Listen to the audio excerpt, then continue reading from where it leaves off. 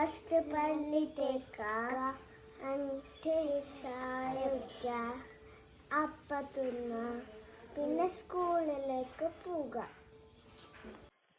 ഞങ്ങൾ ചായ കുടിച്ചിട്ട് വരാം.